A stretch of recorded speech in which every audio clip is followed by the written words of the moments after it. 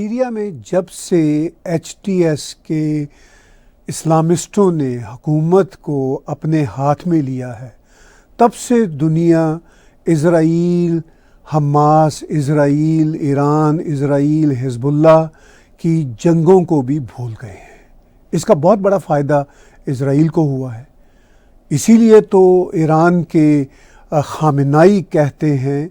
کہ جو کچھ سیریا میں ہوا ہے وہ سب کچھ اسرائیل اور امریکہ نے مل کر کیا ہے۔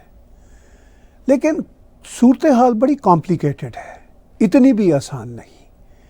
اسرائیل کے سب سے بڑے نقاد یعنی ترکی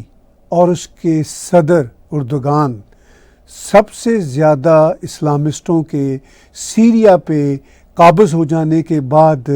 خوشیاں منا رہے ہیں۔ تو یہ کس طرح کی حکومت ہے جو سیریا میں بنی ہے کہ اسرائیل بھی خوش ہے، اسلامسٹ بھی خوش ہیں، ترکی بھی خوش ہے، ویسٹرن ورلڈ بھی خوش ہے، اور اگر خوش نہیں تو وہ ایران کے کچھ لوگ ہیں۔ مگر در حقیقت یہ بھی دیکھا جائے تو غلط نہیں ہوگا کہ اندر سے ایران بھی خوش ہے۔ مجھے وہ لمحے نہیں بھولتے جب بشار الاسد روس بھاگے تھے تو ایران کے فارن منسٹر سے کسی نے پوچھا کہ آپ نے کیوں مدد نہیں کی سیریا کی؟ تو ایران کے فارن منسٹر نے جواب دیا تھا کہ سیریا نے تو ہماری مدد مانگی ہی نہیں تھی۔ تو جیسے مجھے وہ لمحے یاد ہیں کہ ان کے چہرے پہ بھی ایک اطمینان کی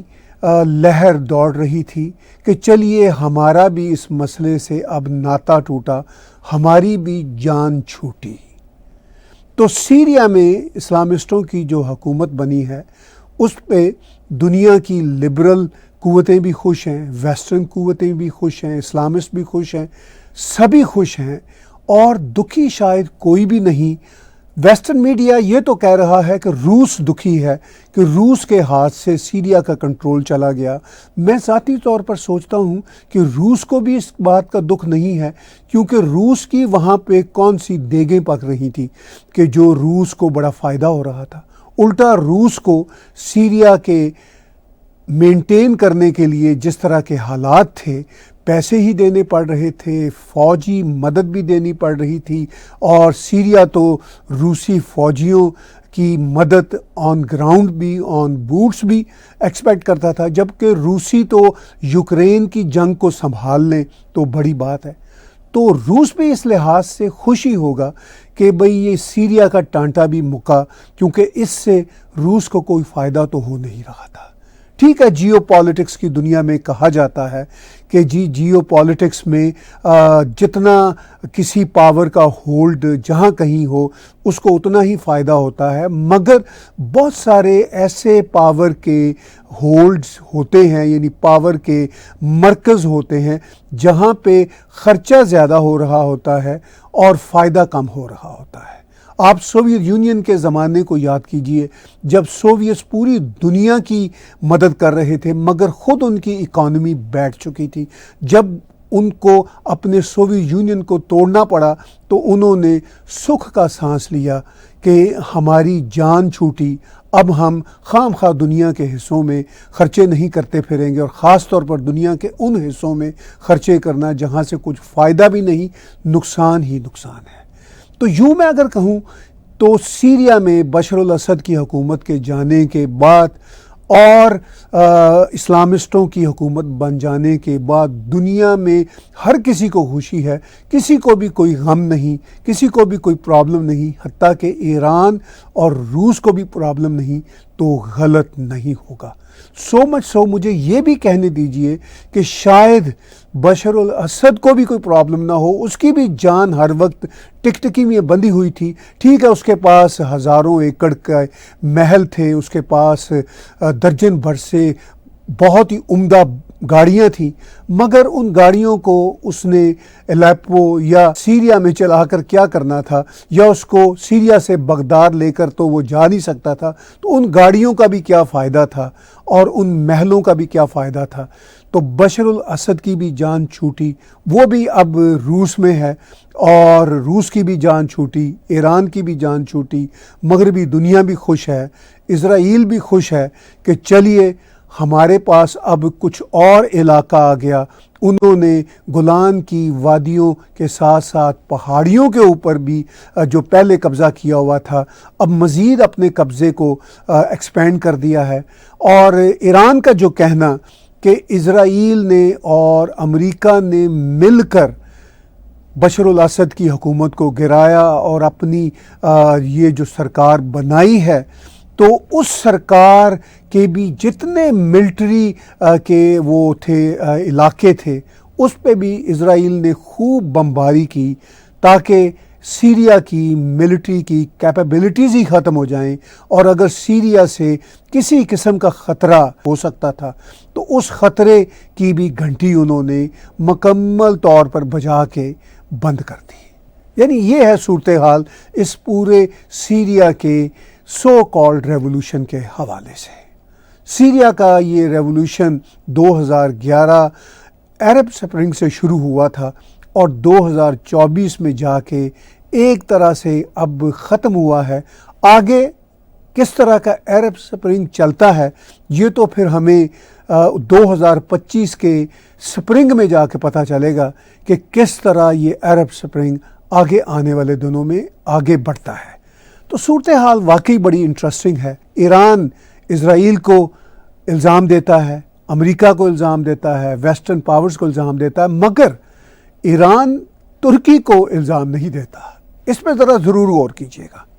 یعنی ایران کا بھی مانترا نان مسلم کنٹریز کے لیے ہے۔ جو مسلم بھائی ہے ترکی، جس کی بنیادی کوششوں سے سیریا کی رجیم بدلی اور جس کی مدد سے ایران کی منظور شدہ بشر الاسد حکومت ختم ہوئی، ایران اس کو کسی قسم کا ذمہ دار نہیں ٹھہراتا، وہ اسرائیل اور امریکہ کو ذمہ دار ٹھہراتا ہے، حالانکہ جو سارا انسٹرومنٹل کام تھا وہ بشر الاسد کی حکومت کو گرانے کے حوالے سے ترکی نے کیا۔ ترکی نے انڈائریکٹلی اپنے سارے جو گروپس تھے، ریبلز گروپس تھے، ان کو موبلائز کیا، اسلحہ دیا، بھلے سے وہ اسلحہ ترکی کو نیٹو کی مدد سے اور امریکہ کی مدد سے ملا ہو، مگر ایران یا ایون پاکستانی مسلمان یا دنیا میں بسنے والے دوسرے حصوں کے مسلمان ترکی پہ انگلی نہیں اٹھائیں گے، ویسٹرن ورلڈ پہ انگلی اٹھائیں گے۔ تو یہ جو بڑی عجیب و غریب کھچڑی ہے، اس کھچڑی میں ہم یہ دیکھتے ہیں کہ کسی کو کچھ سمجھ نہیں آ رہا کہ کس کو قصوروار ٹھہرانا ہے اور کس کو قصوروار ٹھہرانا نہیں ہے۔ سبھی جشن منا رہے ہیں کہ سیریا کو اسلامسٹوں نے ٹیک اوور کر لیا، سو مچ سو کہ ٹونی بلنکن بھی پہنچ گئے مڈل ایسٹ اور ترکی کے لیڈر کو مل کے مبارکباد دی کہ ان کی شے پہ ترکی کی پوری کوششوں کے بعد بشر الاسد کی حکومت ختم ہوئی۔ اور پھر ساتھ ہی ٹونی بلنکن نے یہ بھی کہہ دیا کہ ہم آئسس والوں سے نپٹ لیں گے، ان کو دیکھ لیں گے۔ تو یہ بڑی انٹرسٹنگ بات ہے، ایک طرف سے آئسس کے لوگوں کو آگے بڑھاوا دیا ترکی کی مدد سے اور ان کا سیریا پہ قبضہ جمایا، اور دوسری سطح پہ اب آئسس کو للکارے بھی دے رہے ہیں کہ ہم آپ کو دیکھ لیں گے۔ اور سو مچ سو امریکہ نے سیریا میں آئسس کے کئی ٹھکانوں پر حملہ کیا اور وہاں پہ انہوں نے آئسس کے کئی ٹھکانوں کو جزوی طور پر تباہ کرنے کا دعویٰ بھی کیا۔ یعنی کسی کو دنیا میں یہ سمجھ نہ آئے کہ جشن کس نے منانا ہے، تباہی کس نے مچانی ہے، اور کون ذمہ دار تھا اور کون ذمہ دار نہیں۔ بس صرف یہ ہے کہ جو مسلم دیش جشن منا رہے ہیں وہ بھی یہی کہہ رہے ہیں کہ یہ ہماری کوششوں سے ہوا، اس میں امریکہ کا کوئی رول نہیں تھا۔ امریکہ بھی یہی کہہ رہا ہے کہ بھئی ہمارا کوئی رول نہیں تھا، بس یہ اسلامسٹوں کی اپنی محنت کی وجہ سے ہوا۔ اور ایران بھی یہاں تک یہ کہہ رہا ہے کہ یہ سب کچھ اسرائیل نے پلان کیا۔ اسرائیل یہ کہہ رہا ہے کہ ہاں ہم نے حزب اللہ کو اتنا کمزور کر دیا تھا کہ اب سیریا کی حکومت برقرار نہیں رہ سکتی تھی۔ روس اس سارے معاملے میں تقریباً خاموش ہے۔ انہوں نے بشر الاسد کو کہا کہ بھائی تم یہاں آ جاؤ اور یہاں آ کے رہ لو، ہماری بھی جان چھوٹی اور تمہاری بھی جان چھوٹی۔ تو یہ ہے سیریا کا منظرنامہ، جس پہ مجھے بہت سارے لوگ سوال کرتے ہیں اور پوچھتے ہیں کہ جی اصل کہانی کیا ہے۔ تو یقین کیجئے جس طرح کے ڈھنگ میں نے آپ کو اصل کہانی بتائی ہے، یہی اصل کہانی ہے۔ آخر میں پھر کنکلوڈ کر دیتا ہوں کہ یہ رجیم اسلامسٹوں نے اور ویسٹرن ورلڈ نے مل کے قائم کی ہے، اور جو رجیم وہاں سے ٹاپل ڈاؤن ہوئی ہے وہ بھی اسلامسٹوں کی رجیم تھی، مگر وہ ذرا مختلف قسم کے اسلامسٹ تھے، یعنی وہ ایران کے بیکڈ اسلامسٹ تھے۔ وہ بھی اب بھاگ گئے، اور جو اسلامسٹ آئے ہیں وہ بھی اب ویسٹرن ورلڈ کی شے پہ آئے ہیں، اور ویسٹرن ورلڈ نے اور اسرائیل نے بھی کہہ دیا کہ بھئی بیہیو کرو، اگر بیہیو نہیں کرو گے تو ہم آپ کو دیکھ لیں گے، اور آپ کو دیکھنے سے پہلے ہی آپ کی ملٹری تو ہم مکمل طور پر تباہ کر دیتے ہیں، تاکہ آپ کا سارا فوکس سیریا کے اندر رہے۔ یعنی آپ سیریا کے اندر بیٹھ کے یا تو آنے والے دنوں مہینوں میں آپس میں خانہ جنگی کیجیے گا، یا اگر آپ میں توفیق ہوئی، ہمت ہوئی، تو اپنے آپ کو ریکنسٹرکٹ کر لیجیے گا۔ تو پھر اب دیکھتے ہیں آنے والے دنوں مہینوں میں سیریا کے اندر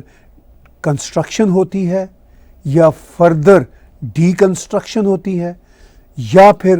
وہ اپنے آپ کو بچانے میں کامیاب ہوتے ہیں، اپنے مسائل کو ریزالو کر لیتے ہیں، یا پھر وہ ایک اور نئے لیبیا کی طرف بڑھیں گے۔